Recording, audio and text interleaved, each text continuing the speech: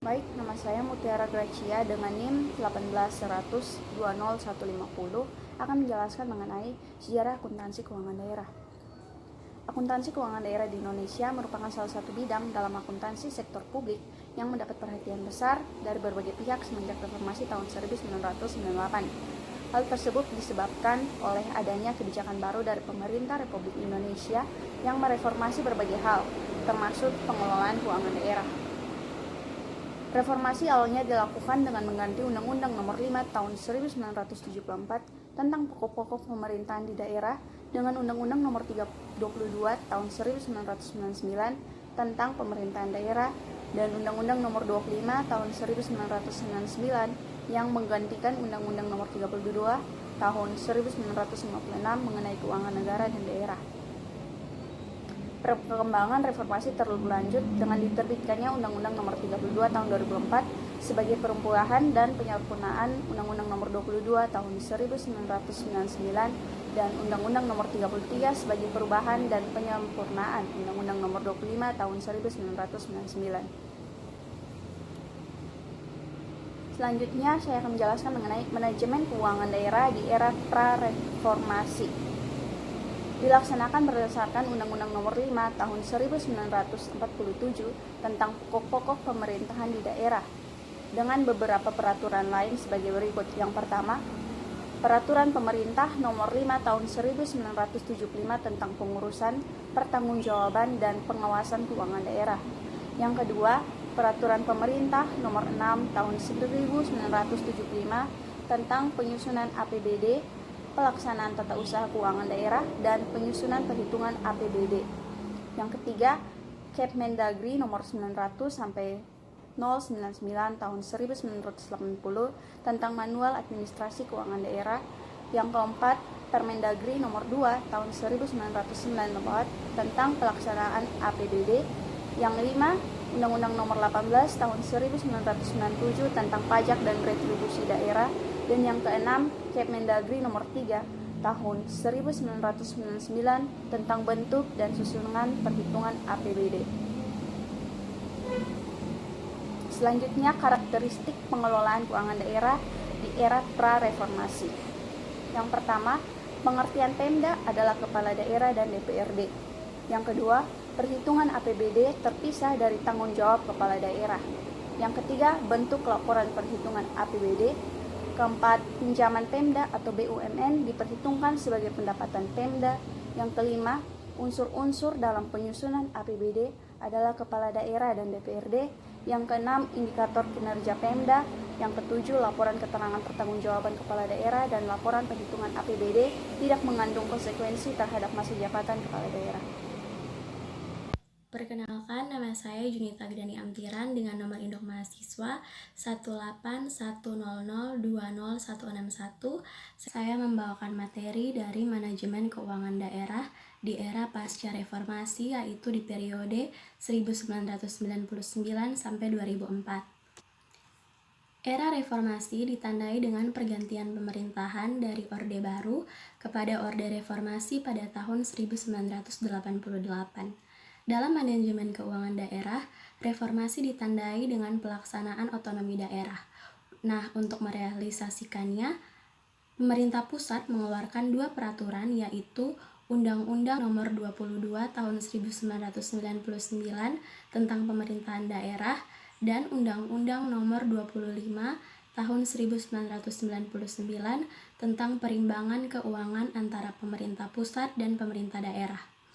Setelah kedua undang-undang tersebut disahkan, pemerintah juga mengeluarkan berbagai peraturan pelaksanaan, yaitu yang pertama, Peraturan Pemerintah Nomor 104 Tahun 2000 tentang dana perimbangan.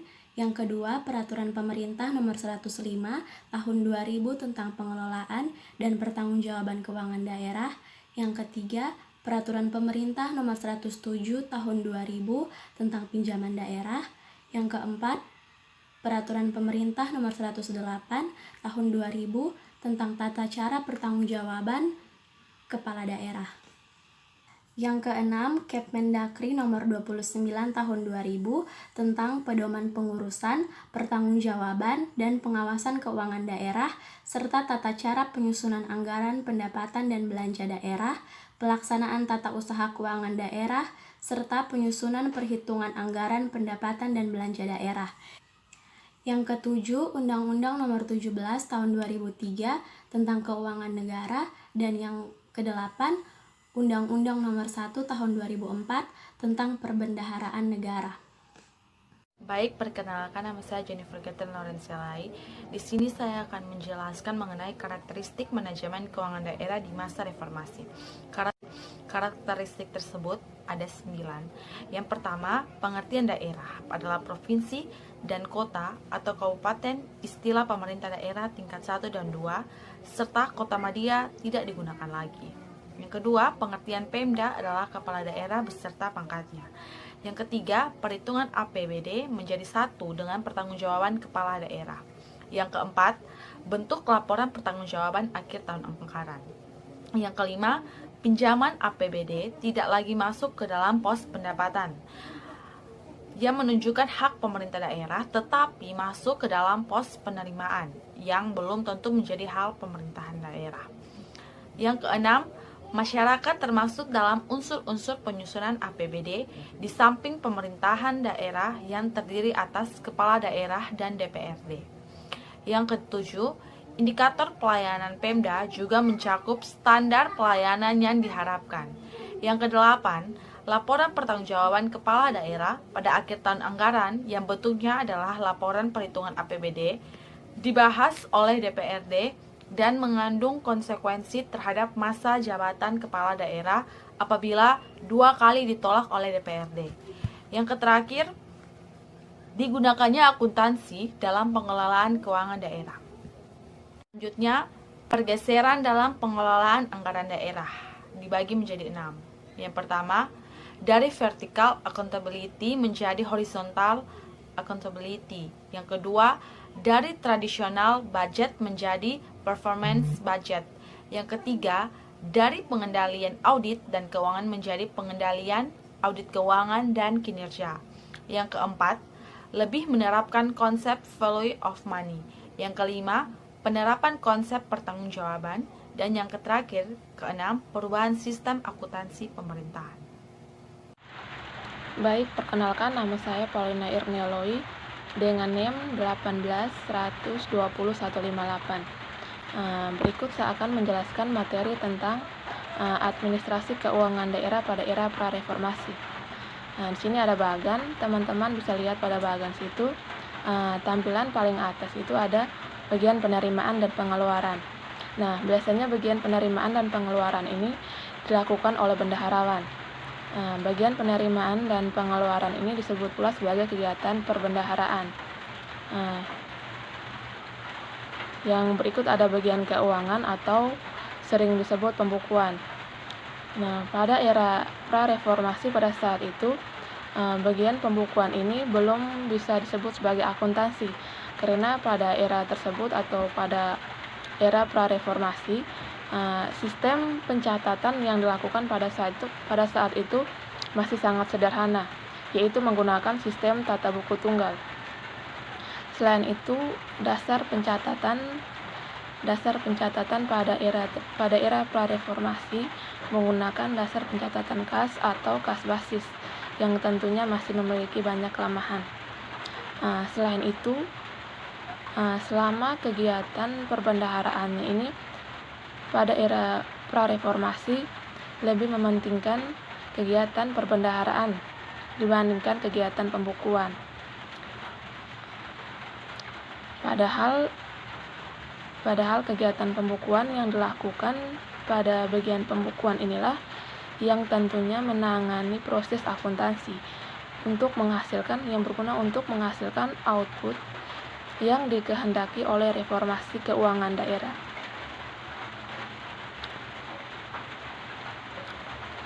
Yang berikut materi tentang reformasi lanjutan, yaitu periode 2004 sampai sekarang. Sejalan dengan diterbitkannya paket undang-undang tentang keuangan negara, yakni Undang-Undang Nomor 17 Tahun 2003 tentang Keuangan Negara, Undang-Undang Nomor 1 Tahun 2004 tentang Perbendaharaan Negara, dan untuk itu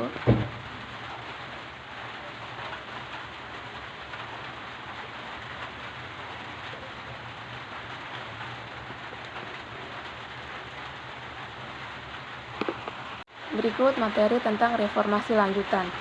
Reformasi lanjutan ini berawal pada diterbitkannya paket undang-undang tentang keuangan negara, yakni Undang-Undang Nomor 17 Tahun 2003 tentang Keuangan Negara dan Undang-Undang Nomor 1 Tahun 2004 tentang Perbendaharaan Negara dan Undang-Undang Nomor 15 tentang Pemeriksaan, Pengelolaan dan Tanggung Jawab Keuangan Negara.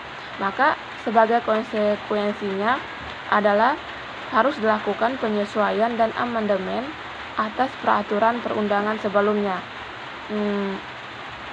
Dalam kaitan pemerintahan dan pengelolaan keuangan negara, maka pemerintah harus menerbitkan Undang-Undang Nomor 32 Tahun 2004 sebagai pengganti Undang-Undang Nomor 25 Tahun 1999.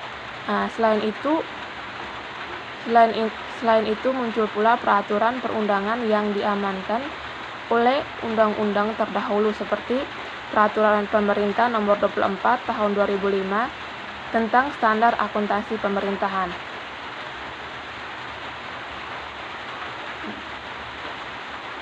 Sekian hasil presentasi dari kelompok kami. Terima kasih.